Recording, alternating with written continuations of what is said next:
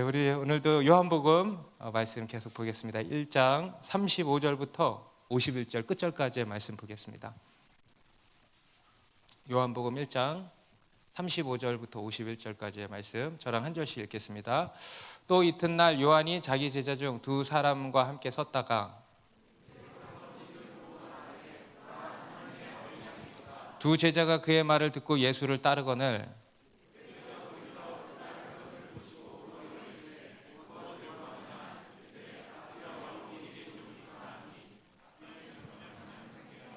예수께서 이르시되 와서 보라. 그러므로 그들이 가서 계신 데를 보고 그날 함께 거하니 때가 10시쯤 되었더라.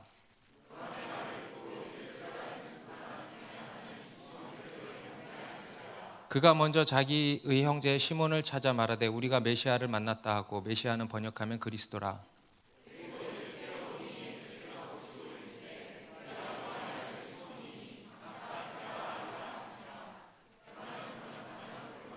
이튿날 예수께서 갈릴리로 나가려 하시다가 빌립을 만나 이르시되 나를 따르라 하시니,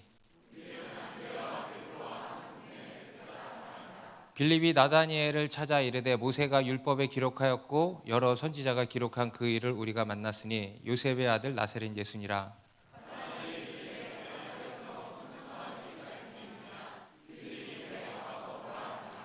예수께서 나다나엘이 자기에게 오는 것을 보시고 그를 가리켜 이르시되 보라, 이는 참으로 이스라엘 사람이라 그 속에 간사한 것이 없도다.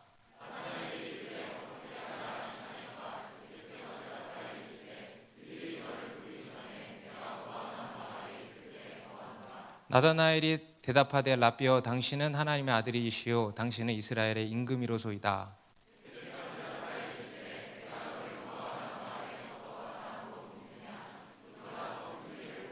같이 읽습니다. 또 이르시되 진실로 진실로 너에게 이르노니 하늘이 열리고 하나님의 사자들이 인자 위에 오르락내리락 하는 것을 보리라 하시니라. 아멘. 제가 오늘 아침에 눈을 뜨자마자 찬양이 하나 생각난 게 있습니다. 여러분들도 주무시다가 또는 이렇게 잠에서 깨자마자 찬양이 생각나실 때 있으실지 모르겠어요. 저는 가끔 그럴 때가 있는데 오늘 어떤 찬양이 탁 떠오른 거예요. 우리 옛날 주일학교에서 많이 부르던 찬양인데 예수께로 가면, 여러분 이 찬양 아시죠? 예수께로 가면 나는 기뻐요. 걱정 근심 없고 정말 즐거워. 예수께로 가면 나는 기뻐요. 나와 같은 아이 부르셨어요. 평소에 즐겨 부르는 찬양이 아니잖아요. 근데 오늘 깼는데 이 찬양이 머릿속에 막 맴도는 거예요. 예수께로 가면 나는 기뻐요. 여러분 정말 그렇습니까? 여러분 예수께로 가면 참 기쁨을 얻게 됩니까? 걱정 근심 없고 정말 즐겁게 됩니까? 아멘입니다. 우리가 예수님께로 가면은요 그렇게 된다는 거예요. 그리고 우리가 예수님께로 가면 또 어떻게 됩니까? 우리 가운데 놀라운 일이 벌어지죠. 우리의 인생이 바뀐다는 겁니다. 여러분 믿으십니까? 우리가 예수께로 가면요 우리의 인생이 바뀌는데 그냥 바뀌는 게 아니고 통째로 바뀌는 거예요. 통째로 바뀐다. 이것을 가지고 우리가 복음의 전복성이라고 그랬잖아요. 뒤집어진다는 거예요. 그냥 변화되는 게 아니고 그냥 통째로 변화된다 이겁니다. 오늘 우리가 읽은 본문에도 보니까요 예수께로 나아가서 예수님을 만난 사람들의 이야기가 나오죠. 바로 예수님의 그 12 제자들 중에 몇 사람이 이제 소개가 되고 있습니다. 우리 앞에서 세례 요한은 예수님의 오심을 기다리면서 그의 오실 길을 예비하는 사역을 했었습니다. 그래서 광야에 나가서 사람들에게 회개를 촉구했어요. 회개하라. 그리고 세례를 베풀었죠. 죄 사함의 세례를 베풀었습니다. 그리고 자신을 향한 갖가지 여러 오해들에 대해서 또 적극적으로 부정을 하기도 했습니다. 나는 그리스도가 아니라, 나는 엘리야가 아니라, 나는 그 선지자도 아니라 하면서 사람들의 잘못된 시선과 관심을 철저히 이제 부정했습니다. 그것 또한 그가 해야 할 아주 중요한 일이었습니다. 그러면서 이제 예수 그리스도의 오심을 예비하는 소리로서의 역할을 이제 잘 했던 거죠. 그리고 실제로 예수님께서 오신 겁니다. 그리고 그 예수님을 이스라엘 가운데 나타나기까지 했었죠. 요한이 이렇게 광야에서 외치는 자의 소리로 산 것은 단순히 말뿐인 것이 아니었어요. 말뿐인 것이 아니었습니다. 오늘 본문을 보면은요, 그의 사역의 열매라고 할 수 있는 장면이 나오는데, 우리 35절부터 보겠습니다. 35절부터 37절 다시 한번 같이 읽습니다. 시작. 또 이튿날 요한이 자기 제자 중 두 사람과 함께 섰다가 예수께서 거니심을 보고 말하되, 보라, 하나님의 어린 양이로다. 두 제자가 그의 말을 듣고 예수를 따르거늘. 그 이튿날, 그 다음날 요한이 두 제자와 함께 있었대요. 여기서의 두 제자는 이제 한 명은 안드레라고 나오죠. 시몬 베드로의 형제 안드레라고 밑에 나오고, 또 한 명은 본문에 나오지는 않지만 요한복음의 저자 요한일 것으로 다들 추정을 하고 있습니다. 그래서 그렇게 안드레와 요한, 이 세례 요한의 두 제자가 같이 요한과 있었는데, 그때 또 한 번 예수님이 이제 나타나신 거예요. 그리고 그 예수님을 보고 세례 요한이 또 한 번 이렇게 증언을 한 겁니다. 보라, 하나님의 어린 양이로다. 그러니까 즉시로 요한의 제자들이 어떻게 했어요? 즉시로 우리 37절에 보니까 두 제자가 그의 말을 듣고 예수를 따랐다 그랬어요. 여러분, 오랫동안 요한을 따르던 제자들입니다. 그런데 보라, 하나님의 어린 양이로다 하는 그 요한의 한마디에 제자들이 예수님을 이제 따르기 시작한 겁니다. 여러분이 요한이라면, 세례 요한이라면 어떤 마음 들겠어요? 서운하겠죠. 그렇게 물론 가르치긴 했으나 막상 그렇게 휙 가버리면 여러분, 이것은요, 어떻게 보면 지극히 당연하고 자연스러운 일이라고 우리가 생각할 수 있겠지만, 이것은 결코 쉬운 일이 아닙니다. 우리가 많은 경우 사람들에게 예수님을 증거하지만, 정작 사람들로 하여금 예수 그리스도를 따르게 하지 않고 자기를 따르게 하는 경우들이 얼마나 많은지 몰라요. 말로는 예수 그리스도를 증거하는데 정작 예수님을 따르지 않고 그 사람을 따르게 되는 겁니다. 어떤 탁월한 설교자를 따르는 거예요. 어떤 훌륭한 존경스러운 목사님을 따르는 거예요. 탁월하고 훌륭한 어떤 누군가 사람을 따르는 겁니다. 여러분, 이것을 가지고 탁월함의 함정이라 그래요. 탁월함의 함정. 이 세례 요한의 경우도 그럴 위험이 굉장히 많았겠죠. 그 당시 당대의 최고의 선지자였고 또 사역자 아니었겠습니까? 어느 정도 그랬냐면 사람들로부터 이런 오해도 받았다는 거예요. 그가 혹시 그리스도가 아니실까? 얼마나 훌륭한 사역자였으면 그가 그리스도가 아니실까 하는 오해도 받았다는 거예요. 그러니까 그만큼 사람들에게 큰 존경을 받은 자였다라는 겁니다. 그렇다 보니까 그에게도 탁월함의 함정이 많이 놓여 있었던 거죠. 그런데 그런 가운데에서도 이 요한은 사람들을 철저히 예수님께로 인도할 수 있었다는 겁니다. 사람들로 하여금 예수님께 나아가고 예수님을 따르도록 한 겁니다. 여러분, 이것이 요한의 사역이었고요. 그리고 그 사역의 열매였던 거예요. 요한의 사역의 성적표가 지금 이렇게 탁 나오는 겁니다. 그가 그동안 선포한 설교의 성적표, 설교 사역의 열매가 이렇게 맺히는 거예요. 그가 그동안 했던 이 제자 훈련의 열매가 이렇게 탁 맺히는 겁니다. 그는 말로만 예수님을 전한 것이 아니고요, 실제로 사람들을 예수 그리스도께로 인도하고 예수 그리스도를 따르도록 했다는 겁니다. 여러분, 이게 우리의 사역의 본질이고 목표인 겁니다. 우리 더 사랑하는 교회 사역에도 이러한 열매가 많이 맺히면 좋겠어요. 우리가 영혼들을 전도하고 또 양육함에 있어서 사람들로 하여금 결국은 예수 그리스도를 따르게 하는 거, 나를 따르는 게 아니라, 내 것으로 만드는 게 아니라 예수 그리스도의 것으로 만들고 예수 그리스도를 따르는 예수 그리스도의 제자로 만들어내는 거. 여러분, 이것이 우리 사역의 본질이고 목표인 것입니다. 그래서 우리가 이것을 이제 꼭 기억을 해야 되겠습니다. 그런데 그렇게 예수님을 따르게 된 제자들에게 이제 예수님께서 이런 질문을 던지신 겁니다. 38절 같이 읽습니다. 시작.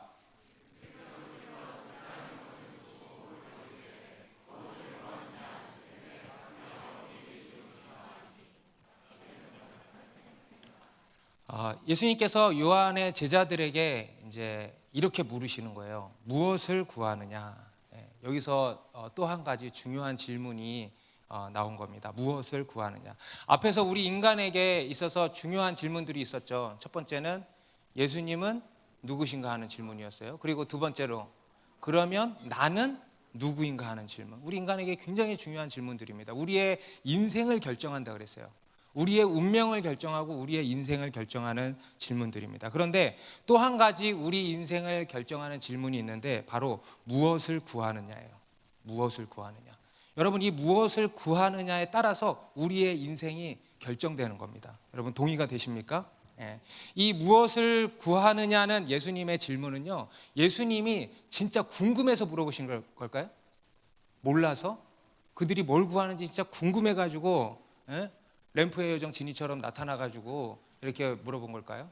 예, 그게 아니죠. 이것은 예수님이 궁금하셔서 물어보신 게 아니고 제자들로 하여금 자문하도록, 그들로 하여금 생각하도록 질문을 던지신 거예요. 무엇을 구하느냐? 너희가 구하는 게 뭐냐? 너희가 추구하는 것, 너희가 쫓는 것이 뭐냐? 너무도 중요한 질문이죠. 여러분, 지금 무엇을 구하십니까?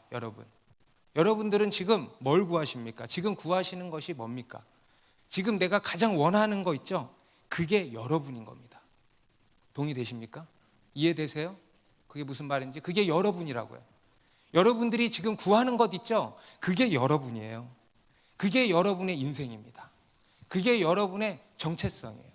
무엇을 구하느냐가 우리의 인생이에요. 우리의 인생을 결정한다라는 겁니다. 얼마나 중요한 질문입니까? 그런데 이제 이 중에 어떤 분들은 이 질문에 대해서, 여러분 무엇을 구하십니까? 하는 그 질문에 대해서 뭔가 좀 답하기 애매하신 분들도 있으셨을 것 같아요. 그냥 아무 생각 없이 내가 요새 뭘 구하지? 이런 애매함이 아니고, 신앙이 성숙된 어떤 분들에게는 이 질문이 좀 애매하다, 이 질문 자체가 맞지 않다는 생각이 드셨을 수 있다는 겁니다. 맞습니다. 사실 이 예수님의 질문은요, 바른 질문이라고 할 수가 없습니다. 사실 예수님께서는 이들에게 무엇을 구하느냐가 아니고 누구를 찾느냐라고 물으셨어야 하는 겁니다. 여러분, 우리 인간의 주된 관심은 항상 무엇에 있죠. 무엇을 먹을까, 무엇을 입을까, 무엇을 마실까, 내게 필요한 무엇, 그 무엇에 우리의 관심사가 있지만, 여러분 실제 우리 인간의 주된 관심사는 무엇이 아니고 뭐여야 됩니까? 누구여야 되는 거예요. 누구. 따라해 보세요. 누구.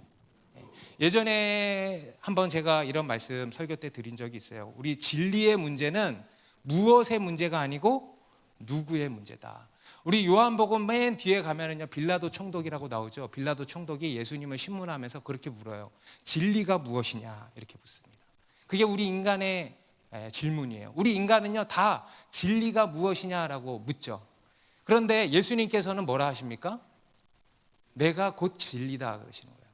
내가 곧 길이요 진리요 생명이다 하시는 겁니다. 진리는요, 어떤 무엇이 아니고 어떤 사실이 아니고 누구라는 겁니다. 누구십니까? 예수님이 진리시라는 거예요. 하나님이 진리시라는 거예요. 진리는 무엇이 아니고요, 어떤 사실이 아니고요, 어떤 정보가 아니고요, 인격이라는 거예요. 여러분, 진리는 인격인 겁니다. 인격. 그래서 우리 인간은요, 무엇을 얻어야 하는 것이 아니고, 또 그렇다고 어떤 지식을 깨달아야 하는 것도 아니고, 어떤 정보를 습득해야 되는 것도 아니고, 누구를 만나야 한다는 거예요. 우리 인간에게 필요한 것은 무엇이 아니고 누구라는 거예요. 누구를 만나야 한다는 겁니다. 여러분, 어린 아이들에게 있어서 정작 필요한 것이 뭡니까? 먹을 겁니까? 입을 겁니까? 여러분들의 자녀들이 있잖아요. 그리고 또 우리의 아이들이 있잖아요. 아이들에게 정말 필요한 게 뭡니까? 어떤 무엇입니까? 물론 그런 것들도 필요하겠죠. 하지만 그들에게 정작 있어야 되는 게 뭡니까? 누구라는 거예요. 누가 있어야 돼? 엄마 아빠가 있어야 되잖아요. 부모가 있어야 되는 거예요. 우리 모든 인간이 다 마찬가지입니다. 우리 인간에게 있어야 할 것은요, 무엇이 아닙니다. 누구라는 거예요. 누구. 곧 우리를 지으신 창조주 하나님이에요. 믿습니까? 여러분, 우리를 지으신 창조주 하나님을 믿습니까? 우리 인간이요, 여러분 하나님이 계시는 줄 믿으세요? 그러면 그 하나님께서 천지 만물을 창조하시고 저와 여러분들을 창조하셨다라는 것도 믿으시기 바랍니다. 그것이 믿어지신다면 우리 인간에게 있어서 가장 필요한 게 뭐라는 거예요? 그 하나님을 만나야 된다는 거예요.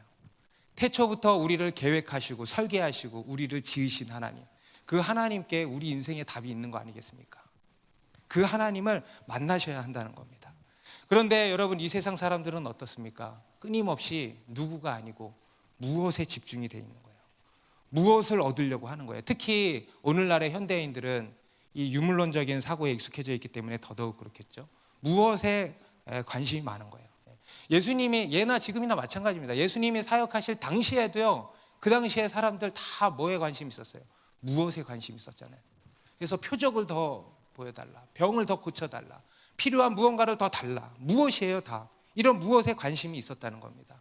여러분, 이것을 가지고요, 우리는 따라해 보세요. 속물근성. 여러분, 속물이요, 그냥 막 돈을 구하고 뭐 성공을 구하고 이런 걸 구하는 걸 속물근성이라고 세상은 말하지만, 여러분, 이런 게 속물근성이에요. 무엇에 관심을 가지고 무엇을 구하는 거. 누구에는 관심이 없어요. 무엇에 관심을 가지고 무엇을 구하는 인생. 이게 우리 인간의 속물근성이에요. 오늘 이 예수님께서 이들에게 무엇을 구하느냐라고 물으신 것은요, 우리 인간의 속물근성을 그만큼 아신다는 겁니다. 속물근성을 아시고 그렇게 물으신 거예요. 그런데 제자들의 질문이요, 제자들의 답변이 굉장히 놀랍습니다. 38절 후반에 뭐라 그래요? 라삐여, 어디 계시오니까? 무엇을 구하느냐 했는데요, 제자들의 답변이 라삐여, 어디 계시오니까? 단순히 주소지를 물어보는 게 아니죠. 예수님 어느 동네 사십니까? 서초동 사십니까? 아니면 영곡동 사십니까? 주소지를 물어보는 게 아니고요, 그를 물어보는 겁니다. 예수님, 라삐여, 당신은 누구십니까? 당신은 어떤 분입니까? 그것을 묻는 겁니다. 사실 이들은 무엇을 구하느냐라는 이 예수님의 질문에 대해서 이런저런 것들을 이야기할 수 있었죠. 주님, 옳거니 하고는 막, 주님 이것도 있어야 되고요, 저것도 있어야 되고요, 그럼 요것까지, 이왕 구하는 거 요것까지, 뭐 이렇게 얘기할 수도 있었을 겁니다. 그런데 이들은 그 무엇을 구하지 않고 누구를 구한 거예요? 곧 예수님을 알기를 구한 겁니다. 예수님 그분 자체에 관심이 있었다는 거예요. 무엇이 아니고 누구에 관심이 있었던 겁니다. 여러분, 이게 세례 요한의 사역의 두 번째 열매예요. 제자들을 제대로 가르친 거죠. 어쩌면 예수님이요, 감탄을 하셨을지 몰라요. 괜히 예수님이 요한을 두고 여자에게서 난 자 중에 요한보다 큰 자가 없다라고 칭찬을 하신 게 괜히 칭찬하신 게 아니에요. 너무 사역을 잘했죠. 우리 더 사랑하는 교회도 이런 열매가 또한 더 맺히기를 바랍니다. 여러분, 우리 인간에게 있어서 중요한 것은 무엇이 아니고 누구예요. 여러분, 기억하시기 바랍니다. 물론 우리에게는 이런저런 필요한 것들이 많이 있죠. 여러분에게 필요한 것들이 많이 있죠. 그런데 여러분에게 그 무엇보다 필요한 게 뭡니까? 따라하세요. 주님. 주님이 필요한 거 아니겠습니까? 우리의 창조주 되시고 온 땅을 주관하시고 우리의 공급자 되시는 그 하나님이 더 중요한 겁니다. 그 하나님이 우리에게 더 필요한 거예요. 그래서 우리는 무언가를 얻기 이전에 먼저는 누구를 만나야 된다는 거예요? 창조주 하나님을 우리가 만나야 한다는 겁니다. 여러분, 그 창조주 하나님을 만나셨습니까? 만나셨어요? 그렇다면은 그 창조주 하나님을 계속 만나고 그 하나님을 알아가야 되는 거예요. 그래서 우리가 주님께 구해야 할 것은, 주님은 어떤 분이십니까? 주님을 더욱 알게 해 주십시오. 이게 우리가 구해야 할 것입니다. 하나님을 아는 지식. 무엇을 구하느냐? 그렇게 물으셨다면요, 그렇게 대답하면 돼요. 하나님을 더 알기를 원합니다. 이렇게 기도하는 우리 모두가 되길 바랍니다. 그리고 그러한 그들의 요청에 예수님은 이제 이렇게 말씀하셨어요. 39절 읽습니다. 시작. 예수께서 이르시되 와서 보라. 그러므로 그들이 가서 계신 데를 보고 그날 함께 거하니 때가 10시쯤 되었더라. 뭐라고 하십니까? 와서 보라. 와서 보라 하시는 거예요. 와서 보라. 그리고 실제로 그들이 가서 계신 곳을 보고 그날 함께 거했다 그러죠. 유대 시간으로 10시는 우리 현대 시간으로 오후 4시예요. 그래서 오후 4시라고 하는 걸 보면 아마도 그날 그냥 예수님께서 거하시는 곳에 하룻밤을 묵었다라고 생각이 됩니다. 묵으면서 예수님을 만난 거예요. 그리고 그 만남을 통해서 중요한 것을 깨달았죠. 이분이 메시아시구나. 헬라어로 그리스도죠. 그리스도. 이분이 그리스도시구나 인식하게 된 겁니다. 뒤에 41절에 보면 안드레가 형제 베드로에게 찾아가서 그럽니다. 우리가 메시아를 만났다. 만났다. 우리가 메시아를 만났다. 내가 만났다가 아니고 우리가 만났다는 거예요. 굉장히 객관적인 어떤 팩트고 사건이었다는 겁니다. 우리가 메시아를 만났다. 뒤에 43절에도 가면 예수님이 빌립이라고 하는 사람을 부르십니다. 나를 따르라 하세요. 그리고 이제 그도 예수님을 만난 거죠. 그리고 나서 이 빌립이 나다나엘이라고 하는 사람을 찾아갑니다. 여러분, 나다나엘이 누구냐면 예수님의 12 제자 중에서 바돌로메라고 있죠. 바돌로메가 나다나엘이에요. 바돌로메, 바는 아들이라는 뜻입니다. 돌로메의 아들이에요. 바요나 시몬, 요나의 아들 시몬이에요. 이해되십니까? 그래서 바돌로메는 돌로메의 아들 나다나엘을 얘기하는 겁니다. 그래서 이 바돌로메 나다나엘에게 빌립이 가서 모세가 율법에 기록하였고 여러 선지자가 기록한 그 일을 우리가 만났다, 또 그렇게 얘기하죠. 곧 메시아를 만났다 그러는 거예요. 그런데 이 지금 보니까 나다나엘이 믿어요, 안 믿어요? 안 믿어. 아무리 얘기해도 안 믿어. 왜냐하면 나사렛에서라는 말에 안 믿는 겁니다. 나사렛에서 무슨 선한 것이 날 수 있느냐? 인간의 편견이죠. 생각의 감옥이죠. 그게 갇혀서 믿지를 못하는 거예요. 그러니까 빌립이 뭐라 그래요? 46절에 와서 보라. 46절, 나다나엘이 이르되 나사렛에서 무슨 선한 것이 날 수 있느냐? 빌립이 이르되 와서 보라 하니라. 여러분, 그러면 끝나는 거예요. 와서 봐. 백문이 불여일견이야. 많은 말이 필요 없어요. 와서 보라 하는 거예요. 와서 보라. 그러니까 실제로 나다나엘이 와서 봤죠. 그러니까 끝났죠. 예수님을 만난 거예요. 다시 말해서 예수님의 인성과 예수님의 신성을 만난 겁니다. 예수님의 하나님 되심, 신성을 경험했잖아요. 그죠? 그리고는 49절에 고백을 한 겁니다. 당신은 하나님의 아들이시요 이스라엘의 임금이로소이다. 주는 그리스도시요 살아계신 하나님의 아들이시니이다. 같은 신앙의 고백입니다. 우리 지난 시간에도 말씀드렸지만 이 보라라고 하는 단어는요, 요한복음 1장 후반부의 핵심 단어입니다. 매우 중요한 단어예요. 오늘 본문에서는 덧붙여서 와서 보라 그러죠. 와서 보라. 우리 신앙에 있어서 매우 중요한 의미를 담고 있는 말입니다. 와서 보라. 따라해보세요. 와서 보라. 먼저는 우리의 신앙은요, 경험적인 것이라는 겁니다. 우리 신앙은 경험적이다 이거예요. 우리 신앙은요, 단순히 어떤 관념이 아니라 그랬습니다. 이데올로기가 아니에요. 철학도 아니에요. 연불도 아니에요. 여러분, 우리의 믿음은 실제입니다. 여러분, 지금 요한이 거듭 말씀하는 메시지가 그거예요. 하나님은 실체시고 그 실체하시는 하나님을 인격적으로 만나는 거, 곧 하나님을 경험하는 거예요.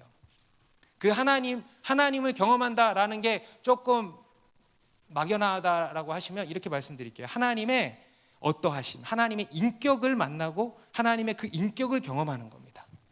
비록 눈에 보이지 않지만 이것이 우리의 믿음이라는 거예요. 그래서 우리의 믿음을 이렇게 정의 내릴 수 있습니다. 하나님과의 인격적인 만남이다.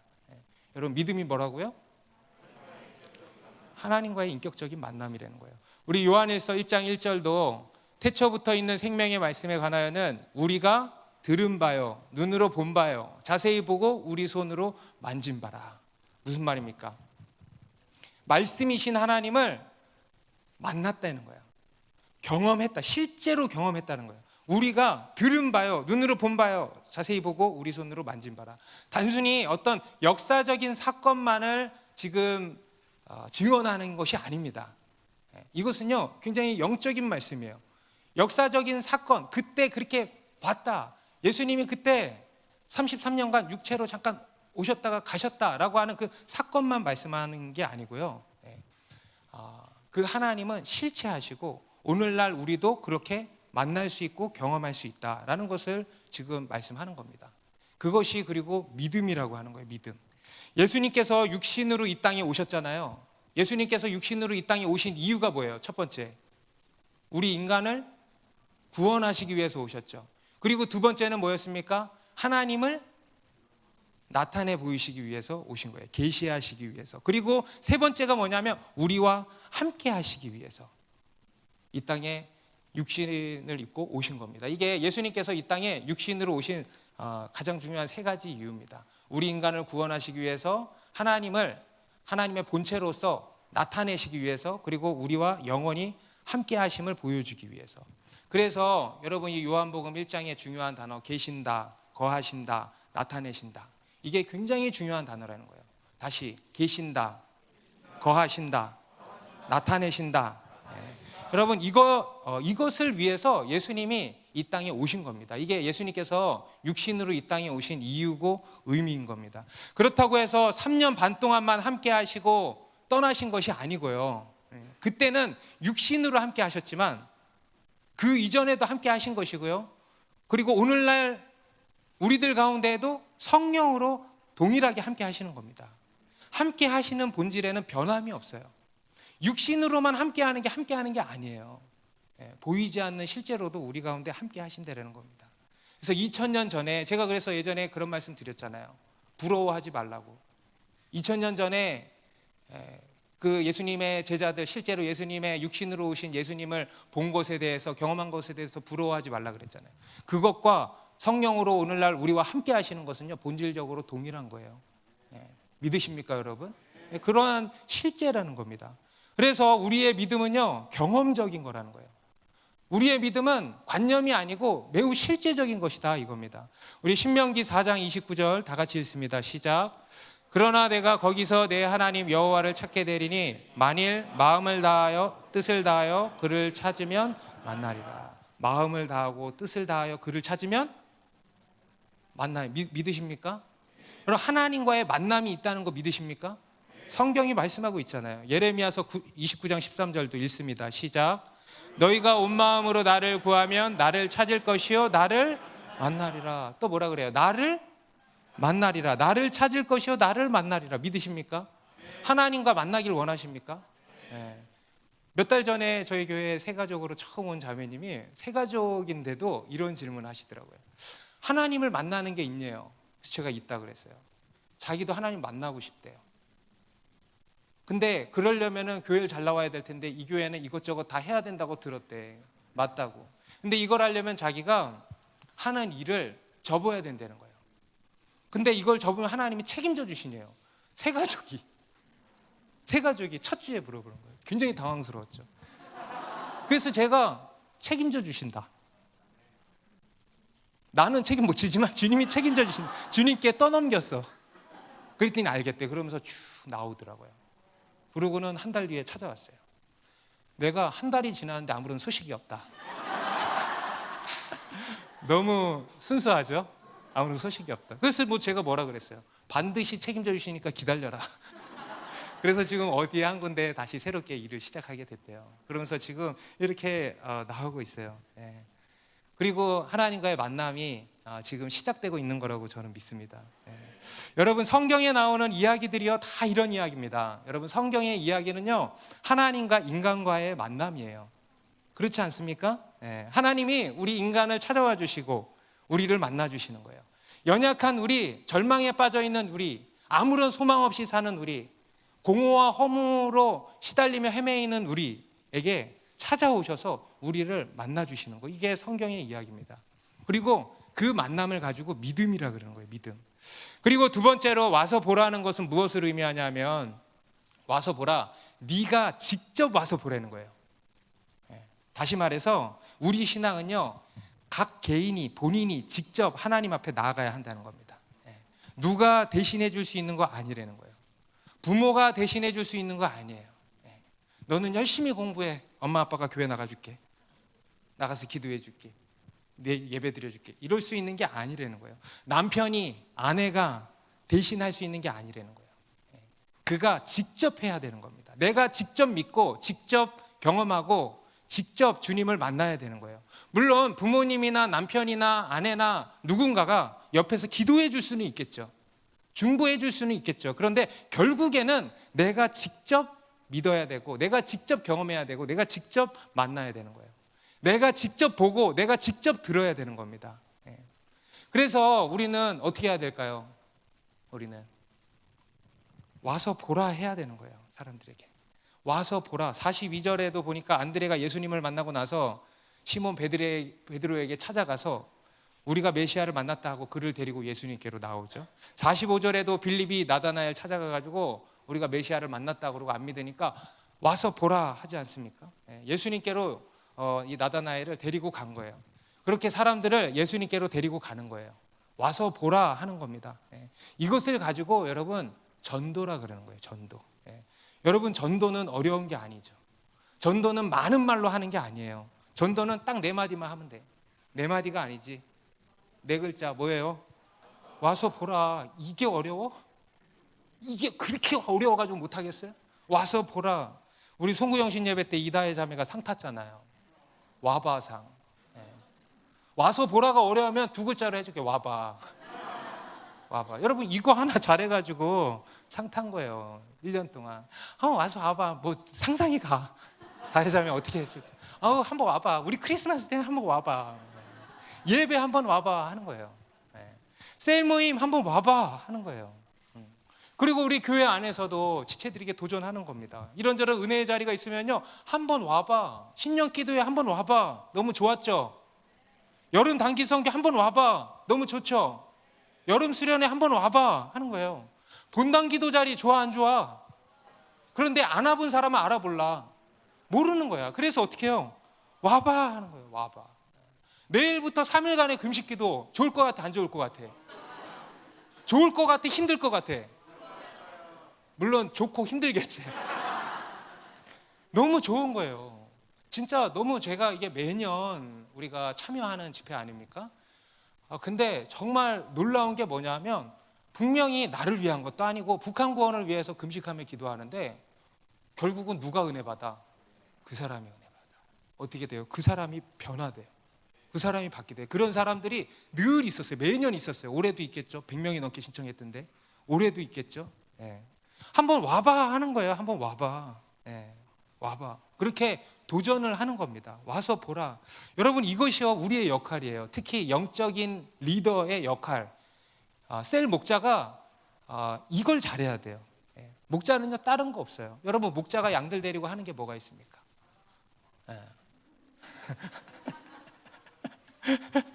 참 열심히 호응을 해주는데 여러분 목자가 하는 일은 쉴만한 물가로 이끌고 가고 푸른 초장으로 이끌고 가고, 그죠? 뭐 와봐 하는 거지 뭐. 여러분 그게 목자의 역할이에요. 다른 거 아니에요. 여러분들 보고 꼴을 만들어내라 그러는 게 아니잖아요. 끌고 다니는 거예요. 와봐 하는 거예요. 와봐. 와봐. 그리고 또 그 누가 그런 강건을 했다 그러면 따라가 보는 거예요. 한번. 여러분 한번 해보세요. 누가 와봐 하면 한번 해보세요. 그냥 나와보지도 않고 나사렛에서 무슨 선한 것이 날 수 있느냐 이러고 판단하지 말고 한번 가보는 거예요. 여러분 교회 안에서 이래저래 불평하는 사람들, 이래저래 투정하는 사람들 다 뭐냐면 와보지도 않고 그냥 거기서 나사렛에서 무슨 선한 것이 날 수 있겠어 라고 이렇게 그냥 판단해 버리는 거 아니겠습니까? 직접 와봐야 되는 거예요. 그래서 주님을 만나야 되는 거예요. 그리고 그 주님을 경험해 보는 겁니다. 여러분 우리가 주님께 나오면은요 반드시 주님이 만나 주십니다.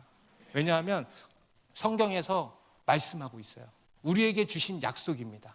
그래서 그 약속의 말씀 붙들고 주님 앞으로 한번 가보시기 바랍니다. 여러 은혜의 자리로 한번 나와 보세요.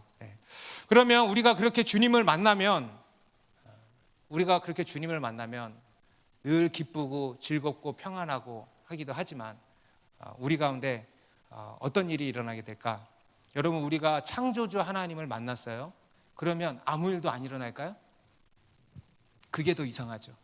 하나님을 만났는데 아무 일도 안 일어나. 그게 더 이상하죠. 하나님을 못 만난 거예요. 그거는. 여러분 우리가 하나님을 만나게 되잖아요. 그러면 놀라운 일이 일어납니다. 맞죠? 여러분 우리를 창조하신 하나님이 계시고 그 하나님을 만나는 것이 있다면, 만났다면 우리 삶에 놀라운 일이 일어나지 않겠습니까? 우리의 인생이 변화되는 거예요. 그냥 변화되는 게 아니고 따라합시다. 통째로. 여러분 통째로 변화된 거예요. 인생이 통째로 바뀌는 거예요. 우리 40절 읽겠습니다. 40절부터 42절 세 절 한 번에 읽습니다. 시작. 요한의 말을 듣고 예수를 따르는 두 사람 중에 하나는 시몬 베드로의 형제 안드레라. 그가 먼저 자기의 형제 시몬을 찾아 말하되 우리가 메시아를 만났다 하고, 메시아는 번역하면 그리스도라. 데리고 예수께로 오니 예수께서 보시고 이르시되 내가 요한의 아들 시몬이니 장차 게바라 하리라 하시니라. 게바는 번역하면 베드로라.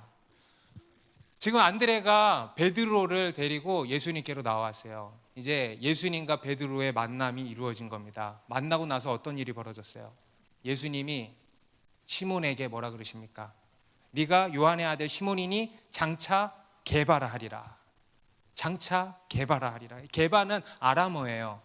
헬라어로는 베드로라 그러죠. 우리말로는 돌, 바위, 반석 이런 뜻입니다. 그래서 베드로의 이름을 너를 이제 반석이라 하리라 이렇게 하신 거예요. 여러분, 성경에서 이름은요 매우 중요합니다. 성경에서 이름은 너무도 중요한 의미를 담고 있습니다. 그 사람의, 우리 하나님의 이름도 너무 중요하잖아요. 그죠? 그런 것처럼 우리 그 사람의 어떠함, 정체성, 그 사람의 인생이 그 이름에 다 담겨 있는 거예요. 그래서 하나님이 우리의 이름을 바꿔주셨다. 이것은요 단순히 이름만 개명된 것이 아니고 뭐냐? 그가 바뀐 거예요. 그의 이름을 바꿔주셨다는 것은 뭐라고요? 그가 바뀐 거예요. 그가. 곧 그의 정체성, 그의 존재, 그의 인생이 통째로 바뀐 거예요. 그의 인생을 완전히 새롭게 하신다는 겁니다. 믿으십니까? 네. 통째로 바꾸신다는 거예요. 우리 아브라함도 하나님께서 이름을 바꿔주셨죠. 창세기 17장 5절에 같이 읽습니다. 시작. 이제 후로는 내 이름을 아브라함이라 하지 아니하고 아브라함이라 하리니 이는 내가 너를 여러 민족의 아버지가 되게 함이라. 아브라함에서 아브라함으로 바꿔주셨는데 그것은 단순히 이름만 바뀐 게 아니고 뭐예요? 그가 바뀐 거예요. 곧 그의 인생이 통째로 바뀐 거예요. 그리고 실제로 통째로 바뀌었어요? 안 바뀌었어요? 바뀌었죠. 아브라함은요 우상 공장 아들이에요. 그죠? 우상을 만드는 집의 아들입니다. 그런데 그런 사람이 이제 하나님의 백성의 조상, 믿음의 조상이 된 거예요. 그야말로 통째로 바뀐 거죠. 그 와이프도 마찬가지입니다. 그 와이프도 사레라고 하는 여인이었는데 그의 이름도 바꿔주신 거예요. 내가 그를 여러 민족의 어머니가 되게 하리니 민족의 여러 왕이 그에게서 나리라 하시면서 그의 이름을 사라라고 바꾸신 거죠. 사라. 단순히 이름만 바뀐 게 아니고 뭡니까? 그녀도 바뀐 거예요. 믿으십니까? 그녀도, 그의 인생도 통째로 바뀐 거예요. 야곱도 마찬가지예요. 야곱은 뭐로 바뀌었어요? 이스라엘. 이름만 바뀐 게 아니고 진짜 야곱, 그가 바뀐 거잖아요. 실제로 그가 변화되었죠. 그의 인생이 통째로 바뀌었죠. 하나님의 이스라엘 민족이 바로 이 야곱에서 나온 거잖아요. 그죠? 그러니까 그의 인생이 통째로 바뀐 거예요. 여러분, 이것이 하나님을 만난 자들에게 일어나는 일입니다. 그 인생이 통째로 바뀐다는 거예요. 그 인생이 뒤집어진다는 거예요. 오늘 본문의 베드로도 그렇죠. 예수님을 만난 베드로, 그는 어부였잖아요. 그런데 그가 어부에서 사람 낚는 어부로 바뀐 거예요. 하나님의 복음, 예수 그리스도의 복음을 전하는 사도로 살아가는 인생으로 바뀐 거예요. 정말 놀라운 일이 일어난 거 아니겠습니까?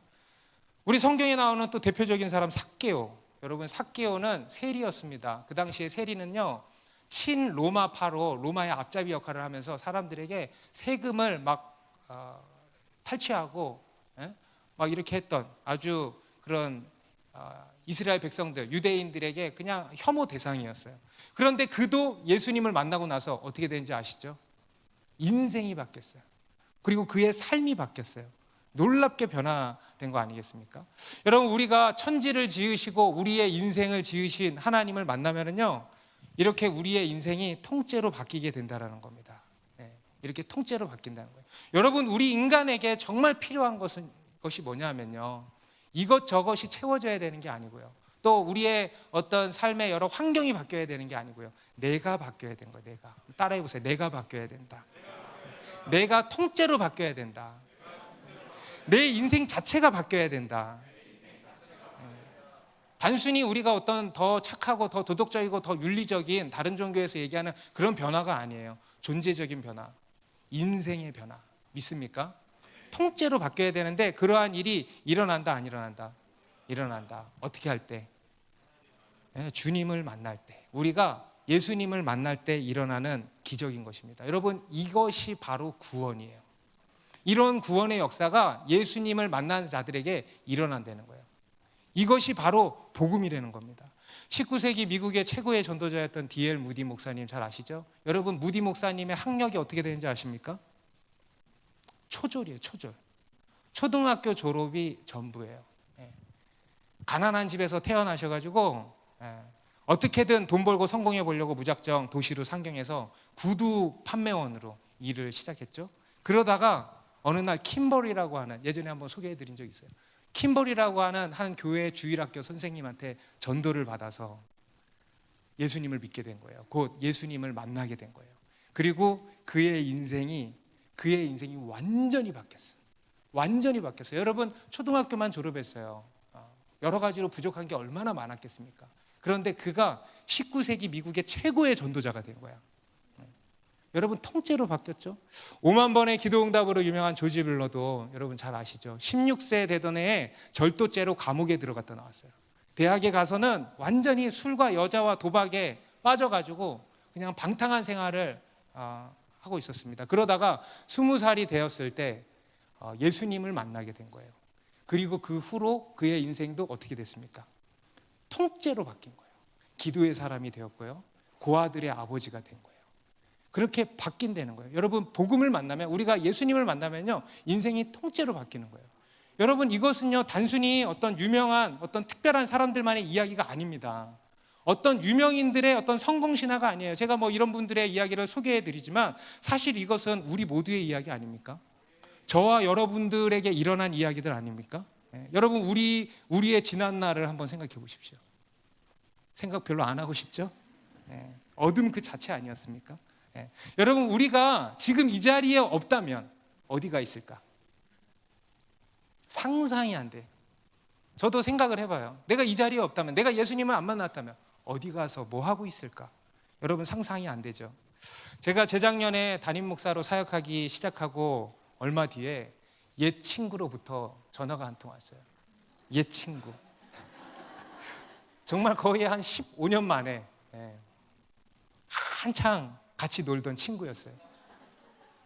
깜짝 놀랐어요. 그래서 전화를 받았는데 그 친구의 첫 마디가 이거였습니다. 너 목사 됐냐? 첫 마디가 이거. 너 목사 됐냐? 정말 많은 것을 담고 있는 말이에요. 그거. 과거에 제가 살았던 것들이 진짜 파노라마처럼 이렇게 쫙 지나가면서 이랬던 네가 목사 됐냐 이거예요. 근데 더 놀라운 게 뭐냐면 이제 제가 그랬어요. 그래, 어떻게 하다 보니까 그렇게 됐다. 그러니까 이 친구가 그러더라고요. 야, 나도 집사 됐다. 보니까 그 친구도 이제 예수님 믿고 집사가 얼마 전에 됐다 그러더라고요. 그러면서 참 많이 웃었습니다. 정말 놀랍다 막 이러면서 서로 이렇게 이야기를 한 적이 있어요. 여러분, 우리의 하나님께서는요, 우리가 하나님 앞으로 나오잖아요. 그러면 우리를 만나 주십니다. 그리고 우리가 그 하나님을 만나면은요, 우리의 이름이 바뀌어요. 우리의 이름이, 우리의 자리도 바뀌어요. 곧 우리의 인생이 바뀌는 겁니다. 우리가 통째로 바뀌는 거예요. 고린도후서 5장 17절 다 같이 읽습니다. 시작. 그런즉 누구든지 그리스도 안에 있으면 새로운 피조물이라, 이전 것은 지나갔으니 보라 새 것이 되었도다. 여러분, 믿으십니까? 이전 것은 지나갔으니 보라 새 것이 되었도다. 이게 실제라는 걸 믿으십니까? 온전히 이 말씀 그대로 믿으시기 바랍니다. 여러분, 이전 것은 지나갔으니 보라 새 것이 되었도다. 여러분, 우리는요, 하나님의 어린 양 예수 그리스도 보지만 그로 인해서 새 것이 된 우리도 봐야 되는 거예요. 여러분, 이게 복음이에요. 이게 복음의 능력입니다. 이게 바로 예수님을 만날 때 우리 가운데 일어나는 놀라운 하나님의 기적입니다. 여러분, 우리 교회에도 이러한 일들이 계속 일어나지 않습니까? 예수님을 만나고 인생이 바뀌는 거예요. 모태불교가 이제는 1년도 안 되는데 기도의 사람이 됐다 그러잖아요. 술독에 빠진 사람이 말씀에 빠졌어요. 맨날 주일에 농구하러 다니는 농구왕이 요새는 막 전도에 열정이 붙어가지고 전도왕이 되고 있어. BTS 덕후인 자매 예수님의 덕후가 된 거야 이제는. 어제도 제가 저녁 무렵에 교회에서 만났는데 혼자 이렇게 있는 거예요. 그래가지고 뭐 하냐고 했더니 본당 기도하고 이따가 청소팀 사역하기 전에 잠깐 기다리고 있어요. 그런 거예요. 과거에 그렇지 않았는데 사람이요 그렇게 바뀌는 거예요. 며칠 전에도 우리 한 자매님이랑 같이 이렇게 만나서 이야기를 우연히 하게 됐는데, 우리 본당 기도 시작하면서 성경을 읽어라는 주님의 말씀을 들은 자매님 있죠. 지금 몇 개월 지났잖아요. 그 자매님이요 너무 많이 바뀐 거예요. 본인도 자기가 바뀌었다라는 게 인식이 되고, 근데 그렇게만 되면 안 되잖아. 그죠? 누가 검증을 해줘야 되잖아. 가족이 인정을 하는 거예요. 그래서 아들이 그러더래. 엄마가 바뀌었어. 옛날 같았으면 빨락 하고 승질을 냈어야 되는데 엄마가 화를 안 내. 그래서 그 얘기를 듣고 내가 그랬구나. 눈물이 날라 그러더래. 남편도 안 믿으시거든. 근데 하나님이 살아있긴 한가 보다. 당신이 바뀐 거 보면 하나님이 살아있긴 한가 보다. 이렇게 얘기를 했대. 바뀌는 거예요, 여러분. 기도의 자리로 나와서 주님을 만나니까 바뀌는 거예요. 믿으십니까, 여러분? 우리가 변화되는 거예요. 그리고 오늘 말씀에서 보니까 이보다 더 큰 일을 보리라. 아멘. 우리 50절 51절 같이 읽습니다. 시작. 예수께서 대답하여 이르시되 내가 너를 무화과 나무 아래에서 보았다 함으로 믿느냐? 이보다 더 큰 일을 보리라. 또 이르시되 진실로 진실로 너에게 이르노니 하늘이 열리고 하나님의 사자들이 인자 위에 오르락내리락 하는 것을 보리라 하시니라. 여러분, 우리 지난 시간에는 우리의 믿음은 보는 것이다 그랬습니다. 우리의 영안이 열리는 거예요. 그래서 과거에 보이지 않았던 것들이 보이는 거예요. 하나님이 보이고요, 하나님이 하시는 일들이 보이고요. 보이죠? 그죠? 바람은 보이지 않지만 바람의 증상은 보이잖아요. 바람이 눈에 보이지 않지만 바람이 눈에 보이잖아요. 그죠? 그런 것처럼 하나님 눈에 보이지 않지만 하나님이 하시는 일들이 보이는 거예요. 하나님의 은혜가 이제 보이는 거예요. 하나님의 나라가 보이십니까? 하나님의 나라가 보이는 거예요. 이렇게 보게 될 거다라는 거예요. 우리가 예수를 믿으면 하늘이 열리고 하나님의 사자들이 인자 위에 오르락 내리락 하는 것을 보리라. 보리라. 그리고 더 큰 일을 네가 보리라. 믿으십니까? 그래서 예수를 믿고 인생이 통째로 바뀐 우리의 인생을 통해서 이제는 더 큰 일을 보게 된다는 거예요. 여러분, 이것이 주님을 만난 사람들에게 일어나는 놀라운 기적인 것입니다. 여러분, 그 주님 앞으로 나오시기 바랍니다. 와서 보세요. 한번 와보세요. 오늘 우리 간증한 석현이 형제님도 그동안 이걸 못했다 그러죠. 멀찍이서만 봤다 그러죠. 와서 봐야 되는데, 와서 봐야 맛보고 경험하는데 멀찍이서 봤대잖아요. 그런데 오랜 시간에 걸쳐서 이제는 와서 보니까 놀라운 영적인 돌파가 일어나잖아요. 이건 영적인 돌파야. 그죠? 이 교회적인 영적인 돌파의 증거라고 저는 생각이 돼요. 와서 보는 거예요, 여러분. 여러분, 아직까지 저 멀리서 나세에서 무슨 선한 일이 있겠냐 하면서 판단하고 계십니까? 그러지 마시고 와서 보시기 바랍니다. 주님을 만나는 자리로 나와 보세요. 그러면 여러분 인생에 놀라운 기적이 일어날 것입니다. 그리고 우리 인생, 우리 더 사랑하는 교회가 그 기적이 상식이 되는 그러한 인생과 교회가 되기를 바랍니다. 기도하겠습니다.